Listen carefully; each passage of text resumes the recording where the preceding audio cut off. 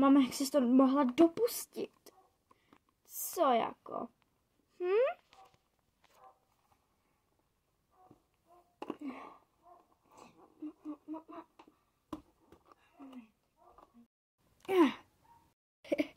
Stop.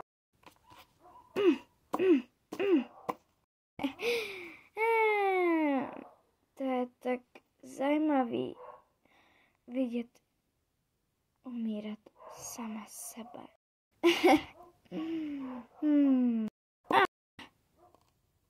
Au, to štíplo.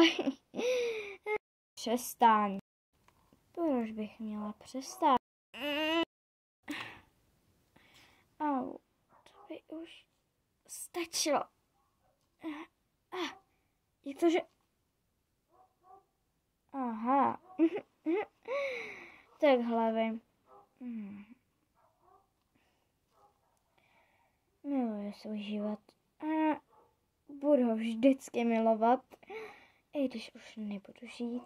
Mami, co jsi to provedla? Vždyť je to moje jediná ségra.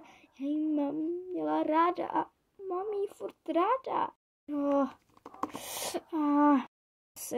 No, tak a ještě. Au.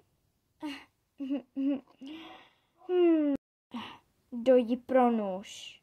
Nebo vlastně pro nůž. Pro prasata. Nebo spíš na prasata. Dobře. Kde je? Tady. To není nůž pro prasata. To je nůž od ségry. On mi nevlastní. Ale tu, kterou miluju nejvíc. Konečně jsi tady. Celou dobu tady vykládá něco jako, že mě zachrání a že přijde a že přežije. Nechápu, co to vykládá za nesmysl. Máme? Co je? Jsem vidí, že tady teďko něco... Necháme ji tady. No, tady máš nůž. Pro ochranu. Děkuji.